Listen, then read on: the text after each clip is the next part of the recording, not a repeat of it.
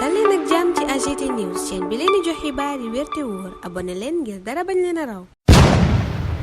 AGT News. Bismillah daleen ak jàmm ci chaîne bi ngeen taamul seen bopp AGT News xibaar yu bare yitteel yéene kaay ci alxamisub tey ji juróomi fanweeru décembre atum 2024 le témoin xëy ci reddition des comptes ne Ousmane Sonko bépp dossier bu Macky Sall tegoon coon cu teggi na ko yéene kaay bi ne premier ministre bëgg nañu génnee lépp lu nguur gi fi ne woon doon nëbb yor bi ne ñàkkul bokk na ci liñ doon nëbb lotissement BOAwu Almadi yéene kaay bi ne ndax ñu baree bari ci kilifay APR yi dañu doon jël ay prête-nom maanaam jël yeneen tur mbubboo ko daggal lu ci terrain yooyellu sakkan yóbbu yéene kaay bi ne Futura am nañ fa lu tolloog 3892 mètres carrés njëg li toll ci 4 milliards maanaam ñeenti milliards ci xaalisu CFA Falcon Real Estate Group yéene kaay bi ne am nañu fa 15702 mètres carrés yu ñu def 78 parcelles njëg la toll ci fukki milliards ak juróom benn yéene kaay ba ne te yemunu ca ndax Tijaniya dagg nañu fa 4665 mètres carrés muy fukki parcelles ak juróom ñett yoo xam ne njëg la toll na ci juróomi milliards ci xaalisu CFA Idan Perez yéene kaay ba ne 800 mètres carrés la ñu jël def ko ñeenti parcelles njëg la toll ci benn milliard yéene kaay bi ne nii la ko yenn ci kilifa yi APR yi jàppoon ba séddoo suuf soosa te feeñu ñu ci Aminata Touré waxtu woowa ca laas naan leer na ni Macky Sall moom li mu fi def haute trahison la ma ngi koy faram fàcce ca booba lépp yéene kaay ñu fekkati ko ci yéene kaay yi di Direct News ak Rewmi Quotidien foofa Aminata Touré fay wax li tax loi d'amnistie bi ñu war ko abroger jëlee ko fi ba lépp lu fi xewoon diggante 2021 ak 2023 ñu leeral ko Le Soleil ne abrogation loi d'amnistie booba nag daa indi xàjjaloo ndax am na ñu bëgg ñu abroger ko ba mu set wecc am ñu bëgg rek ñu dindi genn wàll gi yéene kaay bi loola tax mu ne c'est une procédure qui divise maanaam wuute daf caa am enquête moom naan chantier judiciaire bu mag bi assemblée nationale bi am mooy taxawal haute cour de justice premier ministre Ousmane Sonko ca booba lépp yéene kaay yégle ne dana nu accélérer mbiram haute cour de justice booba ba taxawal ko ci nu mu gën a gaawee yéene kaay bi ne ëtt la wu mënta ñàkk ci reddition des comptes bi rawatina ak bu ñu bëggee topp ministre yi fi ne woon premier ministre ak président de la république ba woon Macky Sall Macky mooma lanu fekk ci xët gu njëkku l'observateur booba lépp yéene kaay gis ëllëg bu lëndëm kuruus ngir Sénégal ndax bor yu ko xoj journal bi ne bor booba yegg na ci 24 000 milliards de francs CFA yéene kaay bi ne loola boole na Sénégal nag ci réew yi ëpp bor ci àdduna bi docteur Papa Mademba Thiam économiste international ne lu ñu waroon a xaar la waroon nañoo xaar sax lu yées lii mu ne jamono ji nag jamono ju doy waar la ci dirigeant yi nga xam ne dañuy leb ngir fay intérêt yi booba leb bor mu ne nag lii yëpp dara waralu ko lu dul programme d'ajustement structurel yi te loola ñu doon dund ak FMI ak Banque mondiale moo fi ne ba tey 24 heures ne Sénégal kay fi mu ne mooy réew mi ëpp bor yéene kaay bi ne dette publique bi toll na ci 24 960 milliards yemook 133% ci revenu national brut yéene kaay bi ne Banque mondiale moo génne bi lépp xayma Vox Populi it xabaar na ko ne stock dette extérieure bu Sénégal toll na ci 24 888,860 milliards de francs CFA yéene kaay bi noppi ca loola xibaar ñu la ñu manque ca pétrole ca Sangomar weeru novembre bi yéene kaay bi ne toll na ci 2,94 millions baril lii quotidien ne luy jege ñetti millions yi barigoy pétrole kay manque nañu ko ca Sangomar ci weeru novembre yéene kaay bi ne te gouvernement baa ngay séentu luy tolloog fukk ak juróom wala fukk ak juróom benn millions yi baril yoo xam ne dafay romb fukki millions ak benn yiñ doon seenu waxtu woowa Les Échos naan ñu projet gazier Grand Tortue Ahmed Yem di GTA moom gis nañu fa ay njombe ab cabinet yéeni cabinet moo def ab audit gis ne BP lim doon laaj dafa jéggi fuuf la mu fa def audit bi joxe booba leb rapport yéeni cabinet ministère de l'énergie bu Sénégal moo ko santaane ci projet booba mu bokk ak Mauritanie Maïmouna Ndour Faye mi Telem 7TV bokk ci organe yi nu reconnaître ma ngay indi leeral ca Les Échos ne joxe na lépp lu nu laajoon ni këyit moom taskatu xibaar bi nag mu ne bu nu jëlee beneen dogal na sénégalais yépp xam ne nag tànku xeex 7TV la nguur gi taxawee Maïmouna Ndour Faye ne sama dignité dañu koo salfaañe te danaa xeex ba lu ma am jël te Le Quotidien Maïmouna Ndour Faye ne mënumaa noppi rek nangu li nu ma teg fan la nu teg liste bi nu génnee ne mooy liste organe yi nu reconnaître Anta Babacar Ngom lii la bëgg a xam tax mu sàkku ci ministre de la communication Alioune Sall moom di ciy leeral ca kanamu assemblée nationale assemblée booba Walf Quotidien gis ne mi ngi war a janoog ndëgg sërëx yu bari ci vote loi finance initiale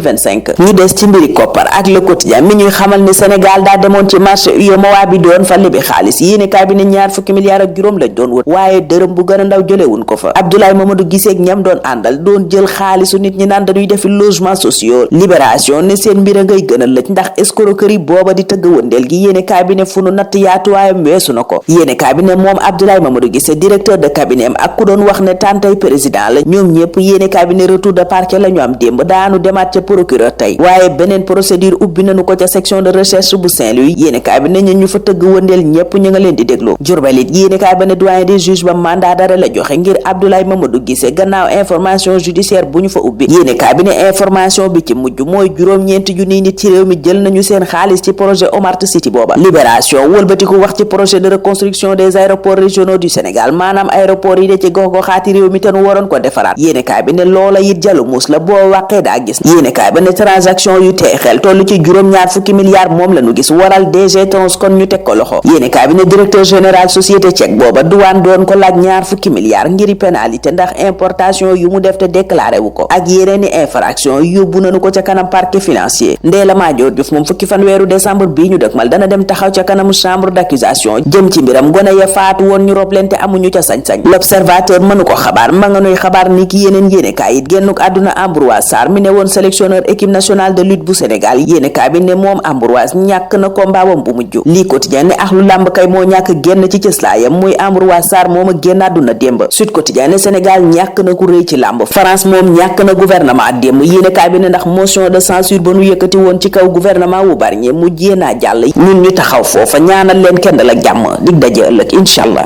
AGT News.